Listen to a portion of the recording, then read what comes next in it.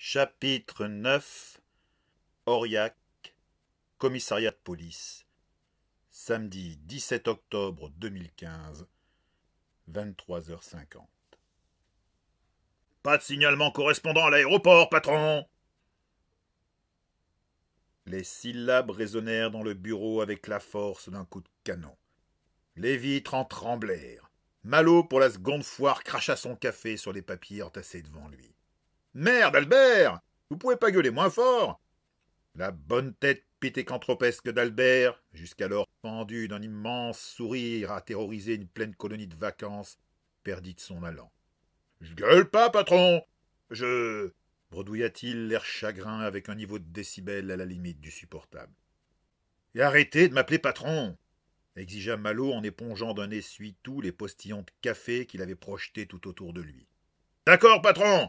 Hurla aussitôt l'intéressé avec un sourire plus éclatant que jamais. Malo soupira dans la tempête sonore. Mieux valait se consacrer à l'essentiel. Donc, il n'a pas pris l'avion. Ça ne l'étonnait guère. L'assassin, quel qu'il soit, ne pouvait espérer passer les contrôles sans se faire repérer. Une tête de métal aurait inévitablement été détectée à l'embarquement. On aurait demandé d'ouvrir le sac et le type aurait dû renoncer à toute chance de quitter la ville incognito. Surtout à l'aéroport d'Aurillac, dont le terminus, à peine plus grand qu'une grange, avec ses 2 vols aller-retour par jour pour Paris, ne voyait quand même pas défiler tant de monde que ça, et où on ne se souvenait des cas sortant de l'ordinaire. Personne n'aurait pu l'oublier. Non, le meurtrier n'avait pas pris l'avion. Ne demeurait que 2 possibilités, la route ou le train. Dès qu'il était ressorti de l'aventurier, Malo avait fait boucler toutes les sorties d'Aurillac avec barrage filtrant et ordre de fouiller tous les coffres et de rechercher tout sac un peu volumineux. Quand on lui avait demandé ce que contenait le sac en question, il avait hésité quelques secondes avant de répondre « Une tête en métal » pour recevoir en retour précisément le genre de regard qu'il redoutait. « Allez, au boulot !» s'était-il contenté d'exiger sur un air excédé en devinant déjà la teneur des murmures qui s'échangeaient dans son dos. Il passait depuis 3 ans auprès de ses subordonnés pour le parigot, parachuté de la capitale, il passerait maintenant pour un parigot frappadingue. Il ne pouvait pas dire que l'opinion de tous ces cantalous, plus ou moins ouvertement antiparisianistes, lui importait d'habitude vraiment, mais il tâchait d'éviter de l'alimenter. Ce soir, il n'en avait rien à foutre. Karl était actuellement à l'hôpital, entre la vie et la mort. Le pronostic était encore incertain quand Malo avait appelé pour la dernière fois. Le type, aussi malin soit-il, ne s'en sortirait pas comme ça. Malo en avait fait une affaire personnelle. Il ne lâcherait pas, quoi qu'il arrive. Restait le train. En raison du nombre de destinations possibles, si le coupable avait déjà embarqué avant que Malo ne mette en place les rondes à la gare, il avait peu de chances de le choper. Malo hésita. Il demeurait une 3e possibilité, celle qu'il soit toujours à Aurillac, qu'il se terre le temps que ça se tasse un peu pour ensuite filer discrètement. À tout prendre, ce n'était pas une mauvaise tactique, et probablement ce qu'il aurait fait lui-même, s'il s'était trouvé dans cette situation. Mais un sentiment persistant suggérait à Malo que le type avait pris la poudre d'escampette. Pourquoi avait-il cette certitude-là? Il n'en avait aucune idée, mais son instinct lui soufflait que son intuition était bonne et que son coupable était loin. Il en eut la confirmation quand son portable sonna. « Monsieur ?»« Oui, Leïla ?» répondit-il aussitôt. « Je suis à la gare, monsieur. J'ai interrogé la guichetière. »« Et ?» Malo retint son souffle. C'était maintenant qu'il allait savoir si son flair l'avait trompé ou non. « Elle m'a dit qu'un type avec un grand par-dessus est passé pour acheter un billet pour Paris. Il avait un sac de sport gris qui avait l'air assez lourd. »« C'est lui !» éclata Malo en serrant le poing. Il se reprit aussitôt en devinant la confusion de la jeune femme à l'autre bout de la ligne. « Excusez-moi. Il n'y a pas de quoi, monsieur. Vous en savez plus sur ce type? Une description un peu plus précise? Un portrait robot ?» Dans l'esprit de Malo s'était formée une vague silhouette menaçante, vêtue d'un long par-dessus, tenant un sac dans une grande main, mais dont le visage, au-dessus du col, disparaissait dans une sorte de brouillard. « Je n'ai rien de plus, monsieur. »« Rien ?» s'étonna-t-il. « Comment ça, rien? Elle l'a forcément vu. » Un silence, puis la voix de Leïla à nouveau, visiblement gênée. Nous lui avons demandé, monsieur, pour établir le portrait robot, mais elle a été incapable de le faire. Elle se contredisait tout le temps, elle n'était pas sûre. En fait, elle ne se souvient pas, monsieur. Elle dit juste qu'il s'agissait d'un gars assez grand et balèze, et elle ne trouve rien dans la base de données. Il pesta. Comment cette guichière pouvait-elle avoir oublié le visage de ce gars? Elle ne devait pas en avoir vu défiler beaucoup aujourd'hui. Qu'est-ce que c'était que ce type qui n'imprimait pas la mémoire de ceux qui croisaient sa route? Que ce soit à la gare ou à l'aventurier, personne n'était fichu d'en donner une description précise. Impossible. Malo commençait à ne pas aimer du tout la tournure que prenait cette affaire. Merci, Leïla. Il raccrocha, hésita un instant, puis composa un autre numéro en se disant qu'il était en train de faire une belle connerie, mais incapable de s'en empêcher. Car il savait ce qui allait inévitablement arriver s'il ne se dépêchait pas. Les deux cadavres, celui de Bergier et celui de l'archéologue, étaient partis à Clermont pour autopsie. Mais du moment où l'information sur les deux meurtres avait été divulguée, il se leva, passa discrètement la tête dans l'embrasure de la porte. Le long couloir s'étirait vers l'entrée avec son carrelage gris et vieillot. Là-bas, au bout, le comptoir avec un de ses hommes, Seb, une recrue jeune mais efficace, grand et carré d'épaules, gars du pays qui revenait juste de banlieue parisienne, où il avait mangé son pain noir, comme beaucoup de ceux qui débutaient. Il attendait les visiteurs volontaires ou forcés. Ici, pour lui, c'était le paradis. Malo l'enviait parfois. Seb s'adressait à un petit homme sec et dégarni, au complet impeccable, à qui il devait bien prendre 3 têtes et qui, à voir son air raide et pincé, ne devait pas desserrer les fesses quand il pétait. Cette tronche de grand constipé, Malo la connaissait, c'était celle du divisionnaire de Clermont qui venait de débarquer pour lui piquer son enquête.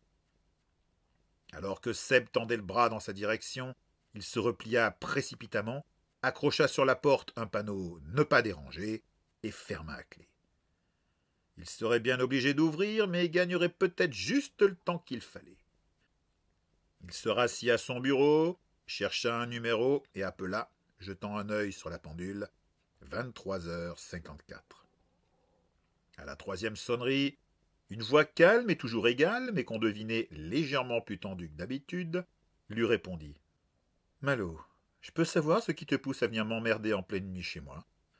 La voix de Fred, pas vraiment énervée. Fred n'était jamais énervé, mais tout de même un rien agacé. « J'ai besoin de toi, c'est urgent. »« Urgent comment ?» 3 coups furent frappés contre la porte du bureau. Leur temps était compté. Urgent comme très urgent. Était-ce le ton de sa voix? Fred le connaissait assez pour savoir qu'il ne s'affolait pas de rien. « Ok, je t'écoute, mais fais vite, ma femme a horreur que ma vie professionnelle empiète sur notre vie privée. » Les 3 coups se répétèrent, un peu plus insistants. Celui qui se trouvait devant la porte s'impatientait. « Tu sais que Karl est parti à l'hosto, lança-t-il aussitôt. À l'autre bout de la ligne, il y eut un silence. « Karl? Mais pourquoi? Je veux dire, comment? On était avec lui tout à l'heure. 2 balles dans le buffet. Tu déconnes? J'aimerais bien. Le type qui a tué Bergier a aussi tué un client chez Karl. Karl s'est lancé à sa poursuite et... » Bergier? C'était pas un incendie? D'origine criminelle, éluda Malo. Quelqu'un voulait quelque chose qu'il avait, l'a tué et a voulu faire croire à un accident domestique. Tu en es sûr? Tu parles que j'en suis sûr. 3 nouveaux coups, plus forts encore. Il ne pourrait plus jouer la comédie longtemps. Décollant le téléphone de sa bouche, il lança en direction de la porte. « 2 secondes, je suis en communication !» Et le type chez Karl, on est sûr que c'est l'autre qui l'a tué? Certain. Il n'y a pas l'ombre d'un doute. Il était vivant quand le type est rentré et raide mort quand il est ressorti. Les seuls trucs qu'on n'a pas réussi à trouver, c'est la cause du décès et l'arme du crime. Mais on devra en savoir plus dans les heures qui viennent, quand les légistes auront terminé leur boulot. Karl va s'en sortir? Demanda Fred, et Malo, malgré son apparent détachement, devina un chagrin véritable chez son ami. Lui aussi appréciait beaucoup le vieux baroudeur. 50-50, pronostiqua Malo. Un blanc, durant lequel le regard de Malo s'égara, inquiet, vers le panneau de bois gris. Ok, Malo, qu'est-ce que tu veux? Je veux l'enquête. Quoi? L'enquête, Fred, je veux l'enquête. Il y a ce comte Clavérotte qui vient de débarquer de Clermont avec sa bouche en cul de poule pour me piquer mon enquête. Si on le laisse faire, c'est lui qui prend la main. Il chuchotait presque, mais sa voix montait. Il ne pouvait s'en empêcher, tant l'agacement se mêlait en lui à la frustration. Malo, c'est la procédure normale. Monsieur Sinclair, La voix de Claverotte, cette voix nasillarde qu'il détestait, comme il détestait tout dans le bonhomme. « Oui, oui, minute, j'arrive !» répondit-il à voix haute avant de baisser le volume pour prendre au portable. « C'est un con, tu le sais très bien, tout le monde le sait. Il a autant de flair qu'une brique et la réactivité d'une bernique.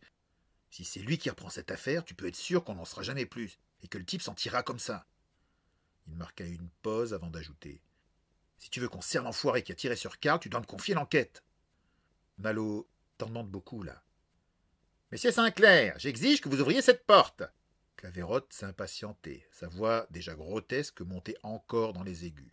Malo imaginait la scène à laquelle il allait avoir droit quand il ouvrirait. « Fred, ce type a déjà tué 2 personnes, il n'en restera pas là. » Il se tut avant de rajouter, avec toute la force de sa conviction. « Fred, je peux pas te dire pourquoi, mais je le sens. On est sur un truc énorme. »« Qu'est-ce que tu entends par énorme ?» J'en ai pas encore la moindre idée. Ce que je sais, c'est que c'est pas seulement 2 meurtres, que c'est plus gros, bien plus gros, et que si on l'arrête pas, va y en avoir d'autres. Malo, tu délires. Fred, le coupa-t-il, étonné de sa propre audace. Il ne savait que lui dire pour le décider quand soudain lui revint en mémoire le visage du pauvre gars là-bas à l'aventurier. Si tu avais vu l'expression de ce pauvre gars au bar, crois-moi, tu n'hésiterais pas. « Monsieur Sinclair, si vous n'ouvrez pas, je vais... » Même étouffée par la porte, cette voix était insoutenable. « Oui, c'est bon, j'ai fini !» répliqua-t-il aussitôt avant d'ajouter à l'intention de son ami. « Fred, c'est toi qui choisis. Tu as mon fax, tu as mon mail. Soit tu le laisses mener, soit c'est moi. À toi de voir, mais joue bien. Allez, salut !» Malo ne... Il raccrocha et, priant pour avoir été convaincant, se dirigea vers la porte du bureau, qu'il déverrouilla pour l'ouvrir en grand et découvrir le visage rouge et congestionné du divisionnaire Claverotte qui le fixait d'un regard qu'à défaut de mots assez forts, on qualifiera de courroucé. « Capitaine Sinclair, je ne tolérerai pas cette attitude infantile qui consiste à... » Malo leva la main. « Je suis désolé, monsieur le divisionnaire, mais j'ai été obligé de fermer pour avoir un peu de calme. Je ne pensais pas que vous arriveriez si tôt, sinon je ne vous aurais pas laissé mijoter. Ah, je veux dire attendre dehors. » Il ajouta aussitôt, sans lui laisser le temps de répondre, toute l'innocence du monde au fond des yeux. « Vous avez fait bonne route depuis Clermont ?» Comme tout un chacun de ce côté-ci des montagnes, il n'ignorait pas combien les gens de Clermont détestaient descendre à Aurillac dès la mauvaise saison, c'est-à-dire d'octobre à mai. On ne savait jamais, dans ce pays de sauvages, il pouvait même neiger début juin, ça s'était déjà vu, lors de la visite d'un ancien ministre dont l'hélicoptère n'avait pas pu décoller et qui avait dû venir en voiture depuis Clermont, goûtant pour l'occasion les joies du réseau routier cantalien, et qui avait, après cet épisode, débloqué quelques crédits pour le désenclavement. Il faut dire aussi que la première autoroute passait à plus de 80 km d'Aurillac et obligeait les visiteurs à fréquenter des axes plus pittoresques. Ce n'était jamais de gaieté de cœur que les capitaines, divisionnaires, etc. venaient se perdre dans ce qui, pour eux, était, il fallait bien l'avouer, un pays de bouseux. Il était donc rare que la visite contrainte et forcée les mette de bonne humeur, et comme celui-là n'était déjà pas d'ordinaire un guéluron. Bref, le divisionnaire Claverotte, du haut de son 1,65 m avec talonnette, était dans un mauvais jour, raide comme la justice, et amidonné de sainte colère, il le fixait comme s'il était responsable de tous les malheurs du monde, ou en tout cas des siens. Une route exécrable, comme toujours. J'ai bien cru qu'il allait se mettre à neiger, et que nous resterions bloqués dans les montagnes. Et puis c'est tournant, c'est à vous rendre malade. Il avait vraiment la mine des mauvais jours, et comme il l'était déjà naturellement pénible, Malo se dit que ce soir il allait être particulièrement gratiné. Ce qui tombait vraiment très mal, parce que entre les 2 meurtres et Karl entre la vie et la mort, c'était pas le moment non plus de lui chier dans les bottes. Bon, ne perdons pas de temps. Je voudrais que cette affaire soit rondement menée. Je n'ai pas l'intention de moisir dans ce pays effroyable. Alors, vous allez me confier ce que vous savez et toutes les preuves et évidences que vous avez pu collecter. Je prends l'affaire en main. Malo prit tout son temps en tendant l'oreille en direction du fax. Eh bien, comme vous le savez, monsieur le divisionnaire, il faisait exprès de lui donner son titre, ça l'énervait. Nous avons pour l'instant un vol de reliques et 2 cadavres sur les bras, plus un blessé grave. Il lui indiqua le fauteuil devant son bureau. Mais asseyez-vous, je vous en prie. L'autre répondit aussitôt, sec et cassant. Non, ça ira. Ça va faire plus de 2h30 que je suis assis. Malo haussa les épaules. Tant pis pour vous, moi en tout cas, je m'assois. Joignant le geste à la parole, il revint s'installer derrière son bureau, sans cesser de surveiller son fax qui pour l'instant demeurait désespérément muet. Vous devez tout me dire, tout me montrer, les pièces à conviction, tout. Que ça vous plaise ou non, je reprends tout en main et vous serez sous mes ordres. Donc maintenant, nous allons... Et il semblait bien parti pour continuer longtemps dans ce registre si la porte ne s'était ouverte à la volée pour que tonne la voix formidable d'Albert. « Patron, il y a quelqu'un qui veut vous voir !» Malo ne savait pas si c'était l'heure tardive, la pression des derniers événements, ou si Albert avait bu un petit remontant pour tenir le coup, mais il était particulièrement en voix. Et cette fois, même s'il encaissa lui aussi les décibels, Malo apprécia la performance en connaisseur quand il vit le sursaut du divisionnaire et l'expression horrifiée qui se peignit sur son visage quand il se retourna pour découvrir la bonne trogne néandertalienne de son second qui lui souriait de tout son râtelier à mâcher du béton. Il en sursauta une nouvelle fois, et Malo aurait payé cher pour voir sa trombine. Albert faisait souvent ça à la première rencontre, surtout quand il s'annonçait en grande pompe. « Mais ça ne va pas, non » s'indigna le divisionnaire d'une voix de fausset. « Où vous croyez » Le bon visage d'Albert prit une expression de cocker injustement grondé. « Dans un commissariat, monsieur le divisionnaire » bougonna-t-il assez fort pour faire trembler quelques petits objets. « Mais arrêtez de crier !» Mauvaise réponse, jubila intérieurement Malo en se bouchant les oreilles, un large sourire aux lèvres, juste avant qu'Albert n'éclate de la manière prévue, en augmentant un grand coup le volume. « Je crie pas, monsieur !»« Ah, mais c'est insupportable. Vous êtes tous cinglés dans ce pays. Entre les automobilistes calamiteux, les paysans qui se croient 24 heures du Mans sur route avec leurs tracteurs, les blaireaux qui vous traversent juste devant le pare-choc, et les types qui vous hurlent aux oreilles, c'est à devenir fou. » Albert se retournait déjà pour repartir d'où il était venu, l'air buté et vexé, quand le divisionnaire le rappela. « Ne partez pas comme ça. Qu'est-ce que vous avez dit ?» Avant qu'Albert n'ouvre la bouche, il ajouta en levant un doigt. « Et ne criez pas, surtout. » Pour le coup, chose incroyable, Albert parvint presque à un taux de décibels inférieur à 130. « Ben, j'ai dit qu'il y avait quelqu'un qui attendait le patron. »« Le patron, ici, c'est moi, maintenant, » l'informa le divisionnaire d'un air pincé. Malo grimaça, mais se tut. Si ce bon sang de fax voulait seulement se décider à se mettre en route. Mais non, rien ne semblait devoir sortir de cette satanée machine. Malo finissait par croire que Fred l'avait abandonné. Et si c'était le cas, il envisageait avec appréhension de devoir supporter l'autorité de cet incompétent notoire qui se donnait des grands airs. L'incompétent en question attendait toujours la réponse d'Albert qui avait tourné son attention vers lui comme pour quémander son approbation. Les changements, c'était pas le truc d'Albert qui détestait qu'on vienne perturber son petit monde. « De qui s'agit-il » demanda Malo en appréciant le regard furibond que lui jeta le divisionnaire. « De l'emmerdeuse, patron, elle est là, et elle a l'air drôlement en pétard. Et pour le coup, cette montagne de muscles et de concentré de masculinité élevée à la truffade, à la viande de salaire et à la gentiane paraissait vouloir se trouver partout ailleurs qu'ici. »« Puis-je savoir de qui vous parlez » s'informa le divisionnaire, qui sentait bien que quelque chose lui passait au-dessus de la tête.